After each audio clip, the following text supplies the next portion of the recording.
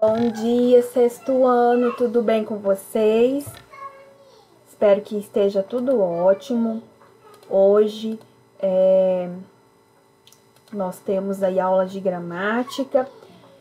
Continuamos aí com o estudo dos verbos, como vocês já bem sabem disso. Nós estamos aí estudando algumas semanas, tanto durante aqui as nossas videoaulas, quanto durante as nossas lives. Nós fizemos um trabalho de gramática na semana passada que consistia nesse conteúdo, que são os verbos. E temos agora a segunda parte, que o livro de vocês é dividido em duas partes. Então, a segunda parte, ela se inicia hoje, tá? Vou estar utilizando aí o livro didático, o livro de vocês, a apostila. E durante a live, nós estaremos utilizando materiais extras, tá? Como nós temos feito aí durante aí as nossas últimas aulas, tá bom? Então, para esse início agora, né, eu já vou mostrando para vocês o conteúdo e vou seguindo aí também mostrando o homework, já vou explicando as atividades de vocês de casa. Abri a parte errada. Então, aí nós temos o verbo 2, né, a língua em estudo. Por isso que eu falei para vocês, né, que o livro traz essa divisão aí em duas partes. Então, vamos lá, meninos. Vou abaixar um pouco aqui e vou lá pro conteúdo em si, que é aqui, tá? Eu tô utilizando essa parte aqui do livro hoje, esse material do livro, como eu disse pra vocês, porque durante a live nós estaremos utilizando uma outra fonte aí de material extra, tá? Então, olha só. Nós já estudamos aí, né, inclusive no trabalho que vocês fizeram na semana passada, tinha até uma questão sobre pretérito, presente e futuro, né, que são os tempos verbais, são esses três, né? O pretérito, né, como vocês sabem, é o passado, mas, né, você utiliza aí o termo pretérito. O que acontece? Eles flexionam, né? Eles sofrem flexões. E é o que nós iremos ver agora nessa primeira parte aqui do livro de vocês, que está aí na página 57. Nós estaremos aí vendo as flexões do pretérito, né? Pretérito é o quê? O passado. E aí, só retomar aqui com vocês. Os verbos, para digitar aqui, eles têm três modos. Nós temos aí, né, o modo indicativo,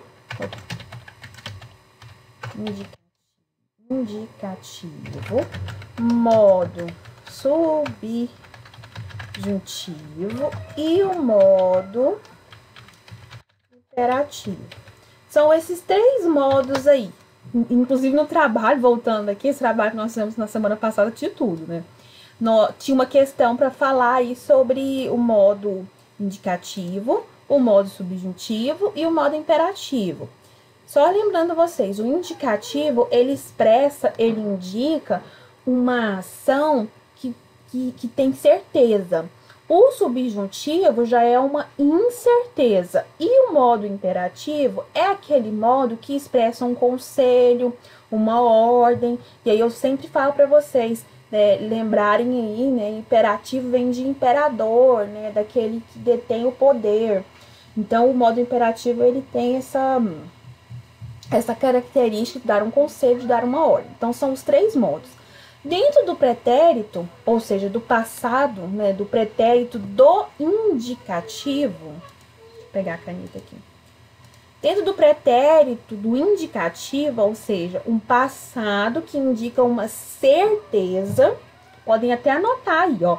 Passado que indica certeza. Ele vem subdividido nessas seguintes partes aqui. Pretérito perfeito, que é uma ação não habitual, completamente concluída. Como que isso funciona na prática, né? Através de um exemplo. Do meio das panelas apareceu um homenzinho.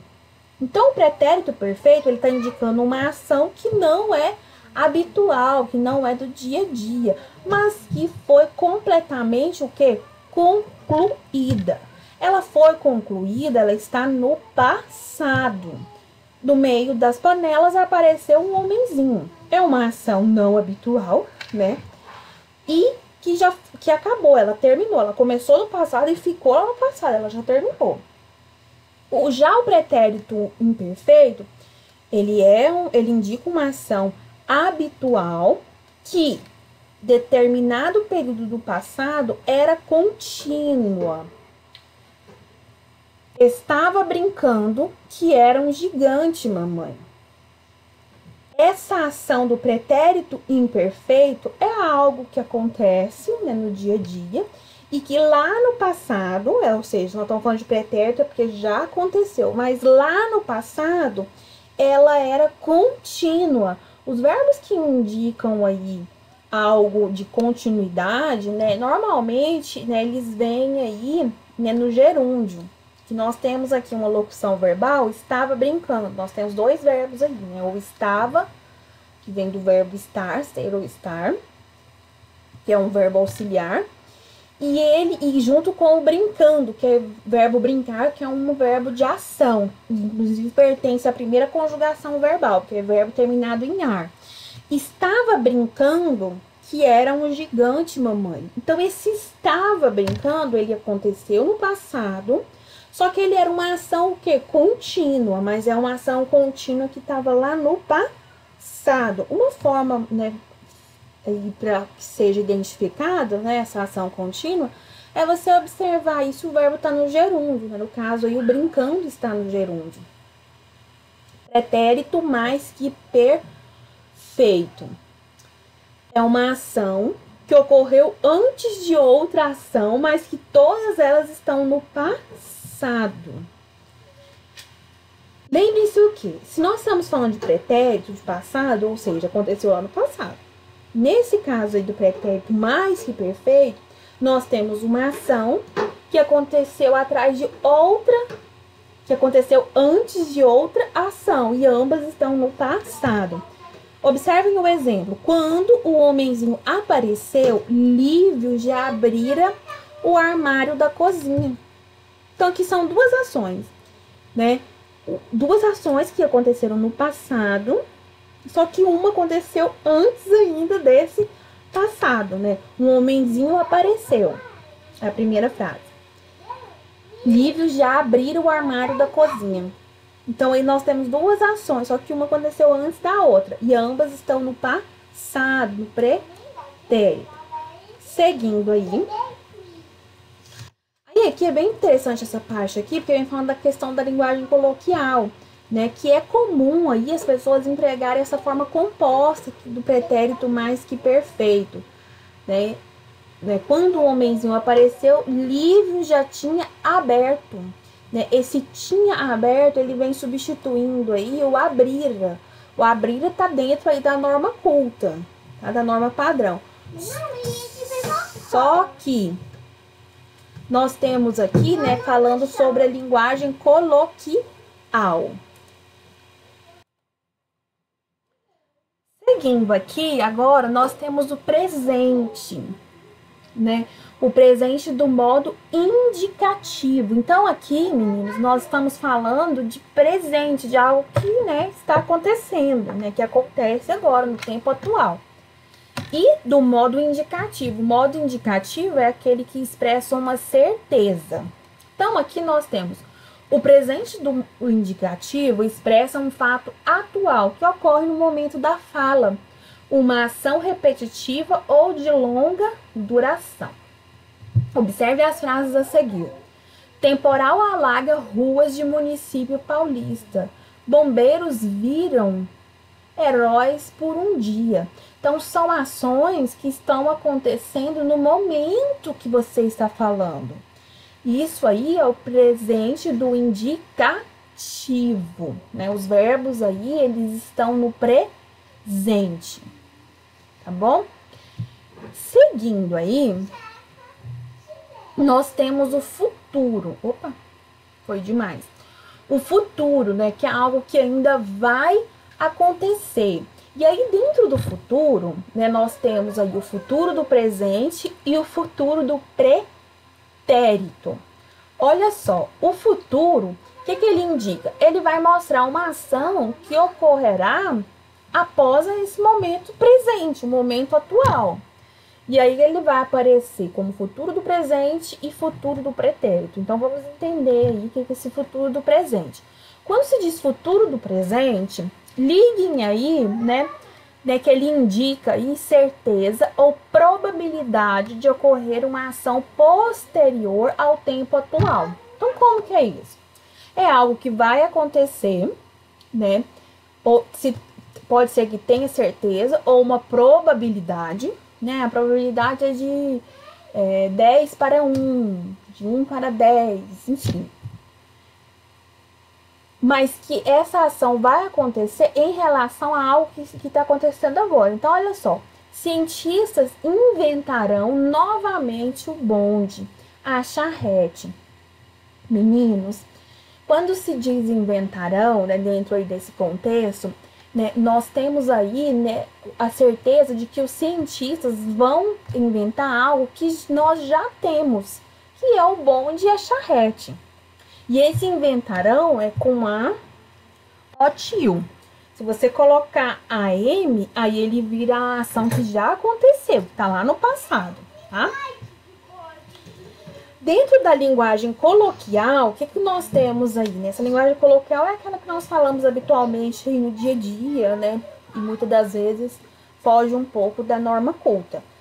Nós utilizamos, nós utilizamos aí uma locução verbal do verbo ir com o verbo no infinitivo. Então, vão ter, ao invés de terão, vão passear, ao invés de passearemos. Então, isso daí, né, substitui a norma culta por uma norma mais coloquial, que é essa junção aí, né, de verbo ir mais um outro verbo aí que esteja no infinitivo, né? E aí nós temos aí uma locução verbal, tá? Vamos falar agora sobre o futuro do pretérito. É um tempo passado que vai indicar algo, né, futuro, que poderia ter acontecido se tivesse, né, se uma condição tivesse sido cumprida. Como que isso funciona na prática? Se eu pudesse voltar no tempo, me divertiria mais com meus amigos. Gente, olha só, aí nós temos aí uma condição, né? Se algo tivesse acontecido no passado, uma ação futura a esse passado teria sido diferente. Voltando aqui novamente no exemplo. Se eu pudesse voltar no tempo, me divertiria. Nossa, divertiria. Me divertiria mais com meus amigos. Então, futuro do pretérito, ou seja, se naquele momento do passado algo tivesse sido diferente, o futuro também teria sido diferente. Então, aparece aí uma condicional, né? E aí ela até colocada aí, né, pelo se, né? Se eu pudesse. Voltando aí, né, ao material do livro, nós temos aí a questão das situações informais, né, da língua falada. Troca-se esse futuro do pretérito pelo pretérito imperfeito do indicativo, né? Se elas quisessem, ajudavam no trabalho, né? Ajudavam em vez de ajudariam. Aí nós temos uma formação, né, linguística dentro do coloquial, da língua falada, da norma não culta, tá? Aí aqui, meninos, nós temos esse quadro, e outro dia um aluno me perguntou assim: professora, precisa memorizar esse quadro? Não, você não vai memorizar, você vai aprendendo as conjugações verbais à medida que você vai fazendo exercícios, que você vai lendo textos de qualidade, vai escrevendo textos de qualidade. E isso não serve somente para verbos, mas para todas as classes gramaticais, para todas as análises sintáticas que nós temos aí dentro da língua, análise semântica. Então, tudo isso funciona quando você pratica. E isso vai para todas as outras matérias, né? Se você vai praticando, você vai ficando bom, né? No conteúdo, enfim.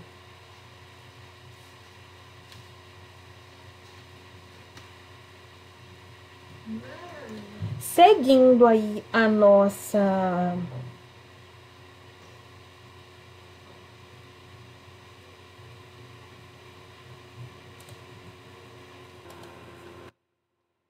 Então, gente, como eu tava falando pra vocês, não precisa memorizar. Né? Você memoriza, você aprende os conteúdos, não memorize, porque memorizar é sofrido, e, enfim, quando você vai colocar em prática fica mais difícil. Aqui nós temos, né, os tempos do modo indicativo dos verbos regulares, né? Aí aqui nós temos o verbo andar, o verbo comer e o verbo abrir. E aí aqui, né, seguem aqui os exercícios, né? Inclusive os exercícios de vocês, eles vão até aqui a página 63. Aí depois já é um outro conteúdo que nós iremos estudar durante a live, tá? Aí aqui, voltando aqui, gente. Nós temos aqui o antes, agora, o depois, ou seja, pretérito, presente e futuro. Esse quadro aqui, esses 3 quadros aqui, né, do verbo andar, comer e abrir, né, primeira conjugação terminada em ar, segunda terminada em er e terceira terminada em ir. São desses 3 verbos regulares. Verbos regulares são aqueles que eles não mudam o radical. Por exemplo, quando você fala o verbo ser, o verbo ser ou estar, ele é um verbo irregular, porque quando você faz a conjugação, ele muda o radical. Por exemplo, tu és. O és, ele é uma conjugação do verbo ser ou estar, mas ele mudou o radical, ele mudou, né, o radical, a parte mais importante. No caso aqui do verbo andar, é o ande, que é o radical, ele não muda, ele continua em todas as conjugações. Depois aqui do comer é do come, depois do abrir é do abrir, do abrir. E por quê? A parte mais importante, ou seja, é o radical, né? Essa parte de formação das palavras, vocês estudam lá no 6º ano, tá? Bom, no 6º ano, no 9º ano. Mas aqui o que vocês têm que ter em mente? Não muda o radical, ele não vai mudar a grafia, né, da raiz do verbo. Isso aqui é para vocês irem se habituando e observando como funciona aí essas conjugações. Lembrando que aqui, né, não tá escrito, mas aqui vem os pronomes pessoais do caso oblíquo, né? Desculpa, do caso reto. E aí, dentro desses pronomes do caso reto, né, cada um aí combina aí com a sua conjugação verbal. Voltando aqui, só subir um pouquinho aqui, isso. Só subir aqui para mostrar aqui para vocês os exercícios, né? Então, aqui nós temos o número 1, que você vai estar lendo esse mini conto. Não vou ler ele agora com vocês, senão vai ficar muito cansativo. Então, você pode dar pause aí no seu vídeo, fazer a leitura dele e retomar aqui ao vídeo. Esse mini conto aqui, ele é do Marcelo Coelho, né? E aí ele está relacionado aqui ao Don Quixote. Inclusive, vocês leram esse livro no 2º bimestre. Aí aqui, né, a número 1 vem, né, é uma resposta oral, assim você pode deixar aí quietinho aí, que isso aqui durante a correção, durante a live, nós falamos sobre ela. Aqui no número 2, deixa eu ver se eu consigo aumentar isso aqui, pronto. Na número 2 aqui tá dizendo o seguinte: as formas verbais destacadas no texto é aquelas que aparecem em laranja, tá? Apresentam ações do passado, presente e futuro. Então, você vai separar, né, elas aí de acordo com os tempos verbais. Então, você vai colocar aqui quais são as que estão no passado, quais são as que estão no presente e quais são aquelas que estão no futuro, tá bom? Número 3. Como você pode comprovar nesse texto a predominância de um determinado tempo verbal, ou seja, tem um tempo aí que ele aparece mais vezes. Então, quantas alternativas indicam, né, esse tempo, né, e justifica o seu predomínio? É o presente, é o passado ou é o futuro? Então, você vai observar no texto qual tempo verbal é predominante, ou seja, ele está mais em evidência. 4. Você vai ler os trechos aí a seguir e vai relacionar os sentidos apresentados pelos tempos verbais. Então, trecho 1 e trecho 2. Você vai relacionar aqui a uma dessas alternativas, tá bom? Seguindo aqui. Aqui nós temos aqui já o exercício sobre o futuro. E aí aqui tem um poema, que é da Rosiana Murai. Com certeza vocês já ouviram falar nessa autora. Vai fazer do mesmo jeito. Vai dar pausa, faça a leitura. Eu oriento aí que seja leitura em voz alta para você trabalhar aí a sua oralidade, a questão da sua tonalidade de voz, tá? E aí seguem, deixa eu alinhar aqui, segue aqui o exercício. Letra A. O fato de os homens, no ano 3000, já terem se cansado das máquinas, leva o eu lírico a destacar uma série de elementos que seriam incorporados do passado para novamente fazer parte do dia a dia das pessoas. Quais são esses elementos? Gente, a pergunta ela está no plural. Então, você entende que é mais de um elemento. Eu tenho pego umas respostas que são muito... fica até difícil de compreender o que, que o aluno está querendo dizer. Justamente por isso, por falta de interpretação do enunciado. Aqui, né, fala-se sobre esses elementos aqui, né, que são do passado, mas que foram incorporados aqui nesse ano 3000. Então, você vai procurar quais são esses elementos e vai escrever aqui no espaço, tá? B. Atualmente, esses elementos estão sendo substituídos por outros. Quais? Então, novamente, está relacionado a esses elementos, só que nós estamos falando do nosso atualmente, ou seja, do presente, do que está acontecendo agora. 2. Apesar de esse poema retomar elementos do passado, trata de uma realidade futura. Quais verbos e expressões fazem referência a essa realidade? Então, você vai voltar lá no texto, né, no poema, e vai observar esses elementos do passado, mas né, que está falando de uma realidade futura, e vai escrever aqui quais verbos, né, ou expressões fazem referência a essa realidade. Que realidade é essa? Realidade futura, tá? Seguindo aqui o quadro. Outra coisa, eu recebo umas perguntas assim, eu não me importo de receber nenhuma pergunta, nem nada relacionado a tirar dúvidas. Eu sempre atendo vocês, só que eu recebo algumas perguntas relacionadas ao conteúdo que eu tenho certeza absoluta que o aluno não viu o vídeo, tá? Isso daí a gente tem certeza, porque faz umas perguntas assim, mais ou menos assim, tá vendo? Por exemplo, sobre essa questão aqui, número 2. Às vezes, vamos supor, né? Se fosse essa aqui. O aluno me pergunta assim, o que é para fazer no número 2? E assim, ele pergunta de uma maneira que você nota que ele não viu o vídeo, ele não assistiu nada do vídeo, ele só pegou a página e tá respondendo sempre a explicação. A explicação é extremamente importante para que você consiga fazer os exercícios, tá? Tem que ter um pouco de compromisso aí. Aqui é o quadro, né? Aí aqui tem um poema aqui da Laura Góes, que é o Malandrinho. Esse que eu vou ler com vocês, que ele é pequenininho. O Malandrinho. Mentiu e ninguém descobriu. Ouviu tudo e sorriu. A porta abriu, ele fugiu. Aí aqui tá o menino fugindo aqui. Ah, justifique o título do poema por meio de ações descritas pelo eu lírico. Quais foram as ações que foram expressas aqui pelo eu lírico? É o que você vai estar colocando aqui, né? Como forma de justificar aqui o título, né? O título, O Malandrinho. B. Os versos desse poema expressam. Eles vão expressar ação completamente concluídas, indicando tempo no pretérito perfeito. Ou ações contínuas, indicando um pretérito imperfeito. C. Reescreva o poema de modo que as ações expressem fatos não concluídos totalmente. Explique se ocorre ou não mudança de sentido. Então, aqui você vai reescrever o poema, colocando ações aí que não foram totalmente concluídas. E aí você vai explicar se teve ou não mudança de sentido.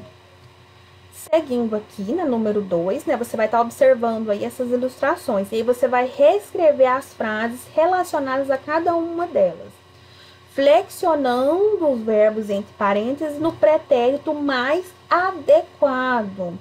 Foram aqueles pretéritos que nós estudamos aqui no início da aula. Então, você vai observar a imagem, vai olhar aqui a frase, vai ler essa frase e vai reescrever ela colocando aí o pretérito, tá? Você vai flexionar, você vai conjugar o verbo de acordo aqui com o que fique mais adequado, né, entre a imagem e entre a frase, tá? E aí você vai colocar a aqui e a B. 3. Leia a seguir o texto publicado no site Clima Tempo em 2015. Aí a pausa, vai fazer leitura em voz alta como se nós estivéssemos em sala de aula e retoma aqui. Como você viu, esse texto pertence ao gênero previsão do tempo. Previsão é o ato de prever, ter conhecimento antecipado sobre fatos futuros. Pensando nisso, identifique e sublinhe no texto trechos que indiquem o ato de prever. Você vai retomar o texto aqui e vai sublinhar os trechos em que há essa previsão. Você não tem certeza que vai acontecer, mas prever, né, tem esse ato de prever, né, que se vai acontecer ou não. 2. Você vai observar os trechos do texto, né, que são aqui. Muitas nuvens se formam, há previsão de chuva, o sol brilha, o sol aparece.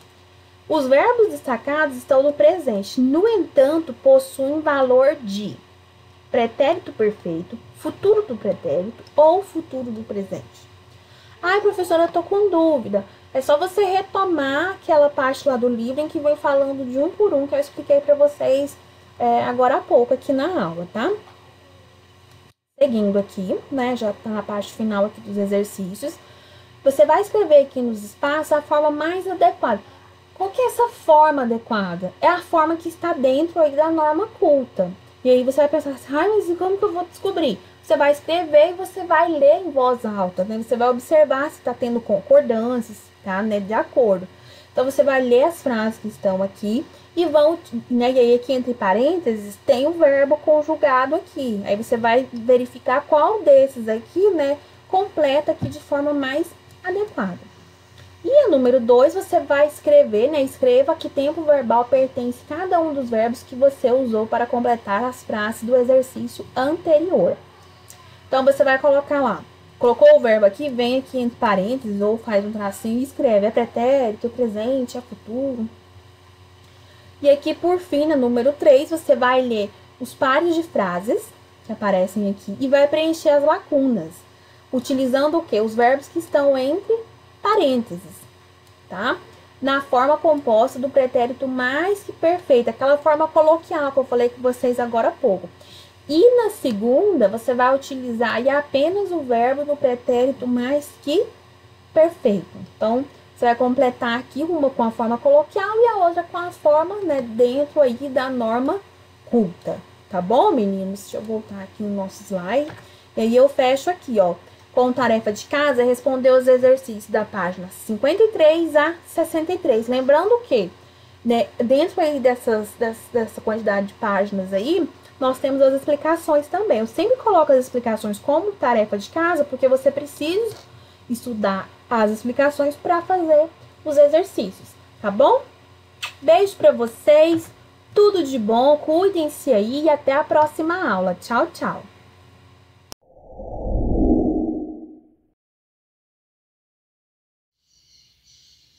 Muito bom dia, meninos. Vou começar a aula de hoje com essa imagem linda. Lá do topo do heliponto do prédio Orion, o maior de Goiânia, com essa imagem, com esses feixes de iluminação. Isso era o quê? Era o DJ Alok, que escolheu Goiânia como uma das capitais para poder estar apresentando o seu show com essas imagens, né? E eu fico impressionada com o efeito geométrico na nossa vida. Veja que dimensão que tomou. Goiânia inteira via essas luzes no céu ontem à noite, até as 23 horas. Para você que olhou e ficou curioso, aí está explicado. Muito bonito mesmo. E por falar em geometria, vamos falar de áreas e perímetros das figuras planas. Calcular dimensões de um terreno, custo para pintar uma parede, material necessário para construir certo objeto, ou ainda verificação do espaço para inserir objetos, dependem do cálculo de área de superfície. Para colocar o gramado, esse estágio precisa conhecer a sua área.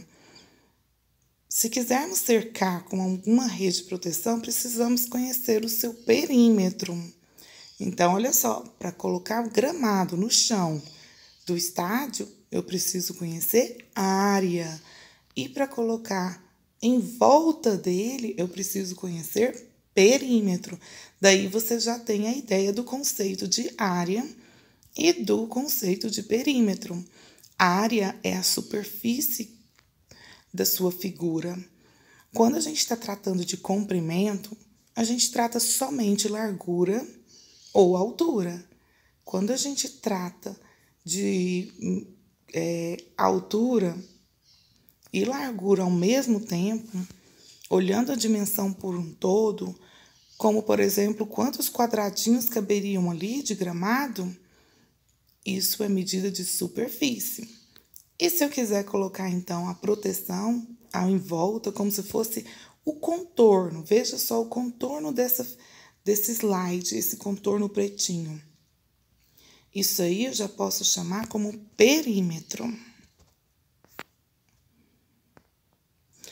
Se quisermos saber se essa televisão vai caber na estante da sala, precisamos conhecer a área da televisão e a área da estante. Se quisermos forrar esta mesa ou envernizá-la, precisamos conhecer a área dela também, para saber a quantidade de material necessário para comprar. Para saber a quantidade de madeira necessária para construir essa casa de cachorro, precisamos saber a área da superfície. Para colocar moldura no quadro, preciso conhecer o seu perímetro. Moldura, como eu falei, é a borda, perímetro. Se quiser saber quantas cadeiras a sala de aula comporta, preciso conhecer sua área e a área das cadeiras, para saber das carteiras, para saber a dimensão delas, se cabe dentro da sala e quantas. Com os exemplos anteriores, podemos observar o quanto é importante estudarmos a área e perímetro de figuras planas.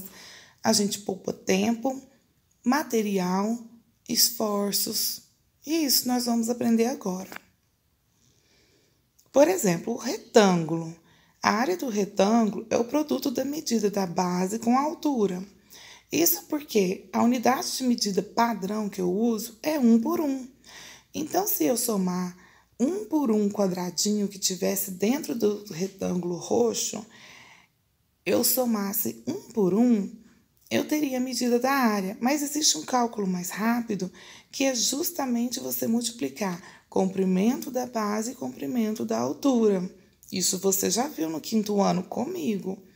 Área é igual, então, base vezes altura.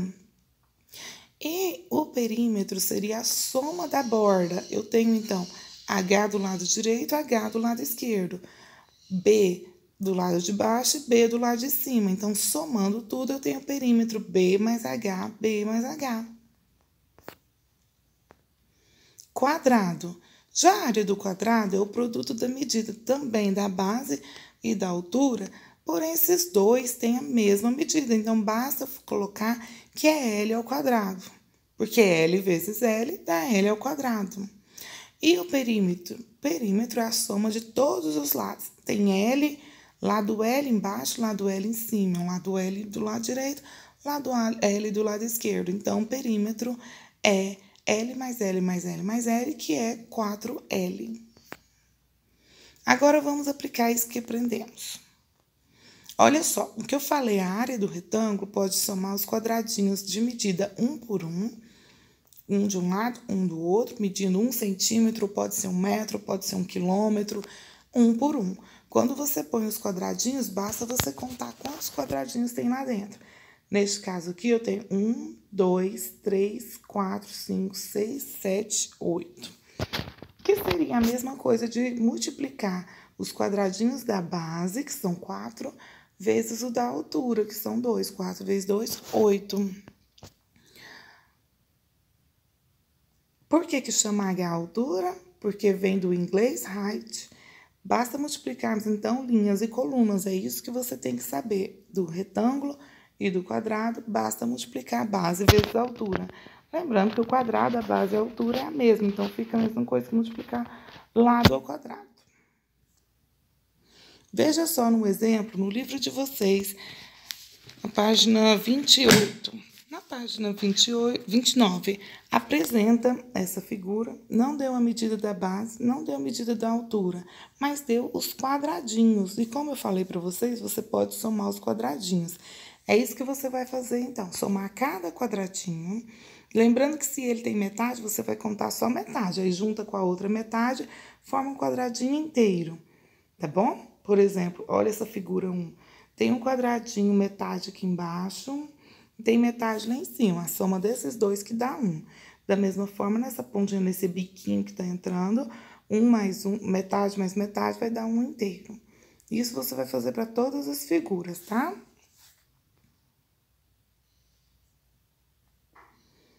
Já na página 30, que é a página seguinte, ele não te dá os quadradinhos dentro da figura, mas ele te dá as dimensões, a medida da altura e a medida do comprimento. Então, você vai multiplicar um pelo outro, para poder achar a área. A gente observa que a figura tá ruim, a imagem, mas é bom que vocês conseguem fazer sozinhos, essa é a ideia. A figura verde, você vê que ela tá recortada. O que eu oriento para você fazer? Você vai fazer a área da figura toda, depois você vai descontar esses quadradinhos que foram retirados, tá? Isso é a mesma coisa com a figura azul. Faz de conta que você faz a figura toda como se fosse um quadrado azul fechado. Depois você desconta a medida da área daquele retângulozinho que tá lá dentro e do quadradinho que tá na parte de cima. Essa é a melhor forma de você estar fazendo o cálculo da área de figuras recortadas.